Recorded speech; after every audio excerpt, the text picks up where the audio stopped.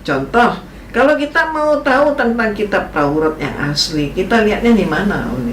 Ya justru buka Al-Quran, ayat-ayat Allah tentang Nabi Musa. Kalau kita mau tahu tentang Zabur, bagaimana, Uli?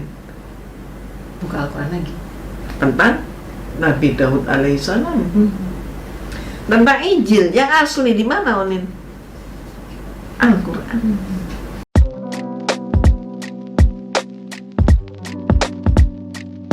Assalamualaikum, selamat datang kembali di channel ini. Kali ini kita akan bahas satu pengajaran lagi dari Oma Irin Handono. Memang udah banyak banget video yang saya buat, walaupun saya sudah privat sih guys. Tapi nanti saya akan remake, soalnya ada beberapa hal yang memang harus diperbaharui lebih baik lagi. Oke guys, kita akan membahas ini di bawah satu tema mengenai klaim tentang Umi Irin Handono. Soalnya seperti biasa Umi ini suka ngeklaim gitu. Mirip-mirip Sunda Empires gitu loh guys. Yang katanya kerajaan pertama itu ya Sunda Empires gitu. Dan ini dikatakan bagaimana sebenarnya Taurat, Zabur, dan Injil yang asli itu ada di kitabnya Umi Irin Handono. Dan kita akan langsung bahas aja supaya kita memiliki pandangan dan pengertian sedikit apa sih maksudnya dari Umi Irin Handono ini guys. Kita langsung aja nonton videonya. Contoh, kalau kita mau tahu tentang kitab Taurat yang asli, kita lihatnya di mana, Uli? Di mana? Ya justru buka Al-Quran, ayat-ayat Allah tentang Nabi Musa. Oke, paham ya di sini ya. Bagaimana Umi Irin Handono mengatakan bahwa kalau kita mau lihat Taurat yang asli itu di mana? Lalu perempuan ini dia agak bingung-bingung dikit lah. Agak udah ragu mau jawab apa. Lalu Umi Irin Handono mengatakan bahwa kalau mau lihat yang asli itu ya buka aja di kitabnya Umi Irin Handono. Terkhusus dikatakan tentang Musa. Nah, apakah benar sebenarnya yang asli itu ada di situ? Nah, kita ya akan cek lah kebenarannya. Mari kita akan langsung bahas aja. Oke guys, Taurat atau dalam bahasa Ibrani itu Torah adalah 5 kitab. Pertama, Tanak atau Alkitab Ibrani dan bagian perjanjian lama di Alkitab Kristen. Jadi sebenarnya kalau berbicara mengenai Taurat, yang pakai kitab ini adalah 3 agama nih, yaitu Yahudi, Kristen, dan juga agama-agama orang Samaria. Mereka juga memakai 5 kitab Musa ini, kitab Taurat ini. Dan juga kalau dibilang sebenarnya Umi Irin Handono itu memakai kitab ini enggak juga gitu loh. Karena versinya berbeda. Yang versi sama yang dipakai adalah orang-orang Samaria, orang Kristen, dan juga orang Yahudi. Dalam bahasa Yunani, kumpulan 5 kitab ini disebut Pentateuch. Taurat adalah bagian penting dari kanon kitab suci orang Yahudi. Kitab yang berbahasa Ibrani tadi diterjemahkan menjadi bahasa Yunani, itu menjadi kitab Pentateuch. Nah, kitab ini terdiri dari 5 kitab. Apa aja itu? Kelima kitab dalam Taurat adalah kitab Kejadian, yang jelas di sini mengisahkan tentang Adam dan Hawa, mengisahkan tentang Abraham, Yakub, Ishak, sampai Yusuf. Dan juga di kitab Keluaran ini menceritakan jelas tentang Musa, bangsa Israel yang keluar dari tanah Mesir menuju Kanaan. Kitab Imamat ini banyak lebih kepada aturan-aturan dan juga korban-korban bakaran, korban sembelihan, korban binatang-binatang yang lainnya untuk menebus dosa. Dan juga dalam kitab Bilangan ini lebih kepada silsilah dan lain-lain, masih kisah tentang Israel juga. Dan kitab Ulangan itu adalah rangkuman dari semua yang tertulis ini. Jadi 5 kitab ini disebut sebagai kitab Taurat. Apakah ini hanya melulu tentang Musa? Enggak guys, karena ini perjalanan panjang dari mana Adam dan Hawa jatuh dalam dosa sampai akhirnya dipanggillah satu orang Abraham, satu keluarga itu menjadi keluarga besar dan menjadi satu bangsa Israel yang pada akhirnya masuk ke tanah perjanjian. Jadi ini garis besar dari kitab Taurat ini yang ditulis oleh Musa guys. Lalu pertanyaannya, kapan sebenarnya kitab ini ditulis? Kitab ini sendiri ditulis sebenarnya pada tahun ini nih guys. Kitab ini ditulis sekitar tahun 1312 sebelum Masehi sampai 1280 sebelum Masehi. Perhatikan, sebelum Masehi. Jadi ribuan tahun sebelum Tuhan Yesus datang ke dunia ini, kitab ini udah ada. Kalau dibandingkan kitabnya Umi yang ada sekitar tahun 600-an, jadi selisihnya aja hampir 1800 tahun. Nah, bayangin, selisih 2000 tahun, kitab Taurat, Kejadian sampai dengan Ulangan sudah ada 1800 tahun sebelum kitabnya Umi Iren Handono. Lalu sekarang Umi Iren Handono mengklaim bahwa yang asli adalah ada dalam kitabnya. Apa nggak ini hang guys? Sama halnya dengan kerajaan Majapahit yang udah ada ratusan tahun sebelum Sunda Empires ada. Lalu Sunda Empires bilang bahwa dia yang duluan. Apa nggak hang ini guys? Ini loh maksud saya. Kalau ngeklaim itu mbok yo lihat sejarah gitu loh. Apalagi akhir-akhir ini sempet ricuh ya. Rame masalah jejak khilafah yang katanya pahlawan kita Pangeran Diponegoro ini katanya pengusung khilafah. Dan mereka juga catut-catut nama Profesor Carey lagi. Dan Profesor Carey menolaknya. Katanya nggak ada hubungan sama sekali Diponegoro dengan khilafah. Kan ini lucu kan. Contoh, kalau kita mau tahu tentang kitab Taurat yang asli, kita lihatnya di mana, Uli? Di mana, Bu? Ya justru buka Al-Quran, ayat-ayat Allah tentang Nabi Musa. Lah, ini kitab Taurat tuh sebenarnya nggak tulis cuman tentang Musa guys. Salah satunya saya kutip dalam Kejadian 32 ayat 28. Lalu kata orang itu, namamu tidak akan disebut lagi Yakub, tetapi Israel. Sebab engkau telah bergumul melawan Allah dan manusia, dan engkau menang. Yang artinya ini menceritakan tentang Yakub. Ini menceritakan tentang Israel, tidak hanya tentang Musa.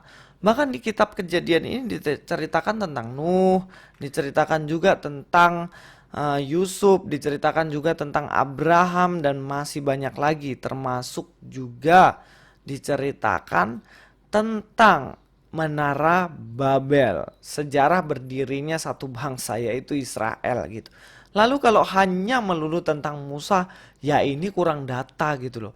Kita lanjutkan ya. Sudah ceritakan semua di situ. Kalau kita mau tahu tentang Zabur, bagaimana, Uli? Buka Al-Quran lagi. Tentang Nabi Daud alaihissalam. Oke, jadi menurut beliau kalau kita mau tahu tentang Zabur atau Mazmur itu di mana? Di kitabnya Umi Handono itu yang asli dan tentang Daud. Oke guys, saya akan jelaskan sedikit. Kitab Mazmur itu bukan kitab sejarah, bukan kitab deskripsi, tetapi kitab Mazmur adalah kitab puisi. Jadi bukan menceritakan tentang orang. Beda antara puisi dengan kitab sejarah ya. Kitab sejarah tentang Daud itu nggak tertulis di kitab Mazmur. Lalu Mazmur itu tentang apa? Oke, saya akan lihat. Kitab Mazmur tidak hanya tentang Daud yang tulis. Jadi gini, maksudnya di kitab Mazmur itu sebenarnya tidak hanya tertulis di situ tentang Daud aja, tetapi tentang siapa? Ada Musa juga yang menulis kitab Mazmur ini. Di dalam Mazmur 90 ayat 1 sampai 2 dikatakan doa Musa, abdi Allah, Tuhan engkaulah tempat perteduhan kami, turun-temurun sebelum gunung-gunung dilahirkan dan bumi dan dunia diperanakkan, bahkan dari selama-lamanya sampai selama-lamanya engkaulah Tuhan. Jadi ini tulisannya Musa, makanya ditulis ini doa Musa, abdi Allah. Jadi kitab Zabur atau Mazmur nggak cuman tentang Daud. Di situ bahkan ada Mazmur Asaf dan masih ada beberapa hal lainnya yang mesti diketahui Umi Iren Handono, dan data selengkap ini tidak ada di kitabnya Umi Iren Handono. Bener nggak? Iya jelas dong, itu bisa dipastikan melalui data gitu. Selain itu, kitab Mazmur itu bukan menceritakan tentang historisnya Daud. Lalu historisnya Daud tuh dicatat di mana guys? Itu lebih banyak dicatat di Samuel dan juga di Tawarik. Saya akan ambil contoh dari Samuel 17 ayat 50. Demikian Daud mengalahkan orang Filistin itu dengan umban dan batu. Ia mengalahkan orang Filistin itu dan membunuhnya tanpa pedang di tangan. Filistin ini siapa? Maksudnya adalah Goliat. Goliat yang nama band itu, yang pakai Goliat itu. Nah, itu. Orang Filistin ini Goliat dikalahkan bukan pakai pedang. Lalu dikalahkan pakai apa, guys? Dikalahkan pakai ketapel doang. Diputer-puter, batunya kena jidatnya, dia mati gitu. Jadi ini jelas menceritakan tentang Daud. Paling banyak itu di kitab Samuel, ada juga nanti di kitab Tawarik. Dan teman-teman, inilah baru namanya kitab sejarah, atau bisa juga sih kitabnya para nabi, nabi-nabi besar. Tetapi lebih kepada cerita kronologi sejarah tentang Daud, Salomo, dan raja-raja Israel, dan bukan tercatat di Mazmur. Mazmur itu hanya kitab puisi, menceritakan ungkapan hati Daud kepada Tuhan. Jadi harus paham latar belakang kitab supaya nggak ngawur, guys. Kita akan lanjutkan lagi perkataan dari Umi Iren Handono. Tentang Injil yang asli di mana, Onin? Al-Quran. Jadi Al-Quran ini sudah merangkum semua, bahkan kitab-kitab terdahulu, ajaran aslinya seperti apa. Oke, diklaim lagi selain dari kitab Taurat, Mazmur, dan juga diklaim sekarang Injil yang asli di mana? Yang asli di kitabnya Umi Iren Handono. Oke lah, orang yang tahu sejarah nggak usah lah terlalu pusing, mungkin ketawa aja kalian. Tapi kita akan cek apakah Injil yang asli itu ada di kitabnya Umi Iren Handono. Ya jelas enggak. Mari kita akan bahas. Injil itu artinya kabar baik, berasal dari bahasa Yunani Evangelion. Sekarang mereka suka tolak-tolak tentang kitab kok ditulis dalam bahasa Yunani, kok kitab Injil itu ditulis oleh orang-orang atau murid-murid Yesus dalam bahasa Yunani, kenapa nggak bahasa Aramaik, kenapa nggak bahasa Ibrani. Guys, kata Injil sendiri dari bahasa Yunani Evangelion, yang artinya kabar baik. Nah, terus kalau kalian tolak bahasa Yunani, kok kalian terima Injil dalam kitab kalian? Nah, ini yang harus dipertanyakan dan mohon dipaparkan. Kalau Umi Iren Handono dengar ini, coba dijawab lah. Ini pertanyaan saya. Oke, kita lanjut ya. Lalu kalau kita katakan yang benar, yang asli adalah kitabnya Umi Iren Handono yang ada ratusan tahun setelah murid Yesus mati, lalu bagaimana dengan pengakuan Petrus ini? 2 Petrus 1 ayat 16 dikatakan, sebab kami tidak mengikuti dongeng-dongeng isapan jempol manusia. Jadi di sini Petrus tidak mau mengikuti dongeng-dongeng, omong kosong, isapan jempol atau karangan-karangan doang tanpa bukti sejarah. Ketika kami memberitahukan kepadamu kuasa dan kedatangan Tuhan kita, Yesus Kristus. Jadi Petrus mengatakan, memberitahu kepada kita semuanya tentang kuasa dan kedatangan Tuhan kita, yaitu Yesus Kristus sebagai Raja. Jadi Yesus yang adalah Tuhan itu datang sebagai Raja, tetapi kami adalah saksi mata dari kebesarannya. Jadi Petrus dan kawan-kawan adalah saksi mata, guys. Dia ini orang yang mengenal Yesus. Dia ini orang yang ketemu langsung sama Yesus. Dia ini adalah saksi mata. Begitu loh.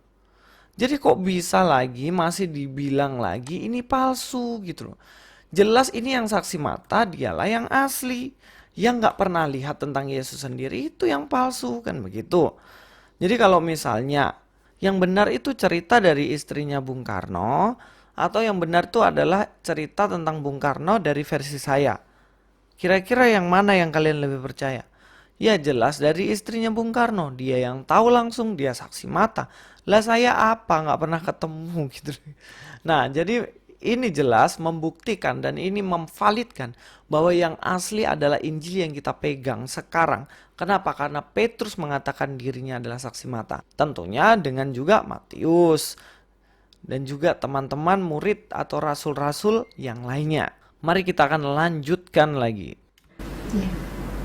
Pernah ada yang meneliti bahwa penyebutan Nabi Isa lebih banyak ketimbang penyebutan Nabi kita Muhammad SAW. Betul. Merinding kan? Masya Allah ketika, bagaimana mereka masih mengingkari. Dan ibu ini merinding sebab ternyata faktanya yang lebih dibahas itu Nabi Isa dibandingkan nabinya mereka. Ya saya nggak tahu lah itu urusan mereka lah, itu kan bukan di kitab kami. Di kitab kami jelas-jelas banyak banget kalau tentang Yesus Kristus, nggak ada tentang yang lain. Kita lanjut ya. Keabsolutan kitab suci, mana ada kitab lain yang membahas nabi lain sedemikian rupa, kita tidak temukan. Nah. Hanya di Al-Quran. Hanya di Al-Quran. Bagaimana kita ini masih berani-berani menyatakan bahwa wahyu Allah itu relatif misalnya. Sangat-sangat, mohon maaf, terpeleset. Karena Allah itu menciptakan langit, bumi, dan seluruh isinya itu tanpa hambatan apapun. Oke, di sini jelas dikatakan bagaimana menurut beliau tidak ada kitab yang lengkap membahas nabi lain. Oh, berarti ini Nabi Isa nggak masuk nabi mereka kali. Tapi kalau ngomong-ngomong, misalnya mereka mengatakan bahwa kitabnya mereka itu lebih lengkap daripada kitab kita, ini jelas salah. Sebab dalam Alkitab itu sejarahnya begitu lengkap dan detail, bahkan melebihi semua kitab yang ada di dunia ini. Ini bukan klaim, tetapi saya bisa buktikan secara fakta yang valid. Sambil contoh ini. Di dalam Kejadian 11 ayat 10 sampai dengan ayat yang ke-30 dikatakan, Sem memiliki putra bernama Arpaksad, berusia 100 tahun atau 2 tahun setelah peristiwa banjir besar air bah ya. Arpaksad memiliki putra bernama Selah. Saat berusia 35 tahun, Selah memiliki putra nama Eber. Eber memiliki putra nama Pelek. Pelek memiliki putra nama Rehu. Rehu memiliki Seruk. Seruk memiliki Nahor. Nahor memiliki putra bernama Terah saat berusia 29 tahun. Terah memiliki putra Abram, Nahor, dan Haran pada usia 70. Dan ini adalah garis keturunan dari Sem menuju Abram atau Abraham.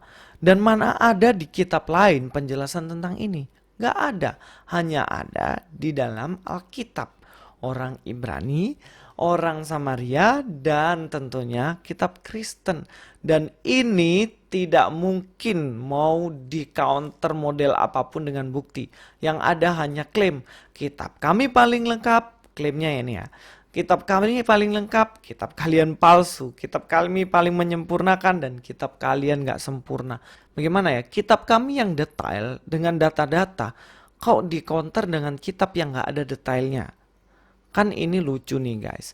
Jadi jelas bahwa kalau mau banding-bandingkan antara asli dan tidak asli, ya jelas kalau menurut data yang di dalam Alkitab sendiri, Alkitab membuktikan diri bahwa dirinya memang asli. Nggak ada yang bisa counter.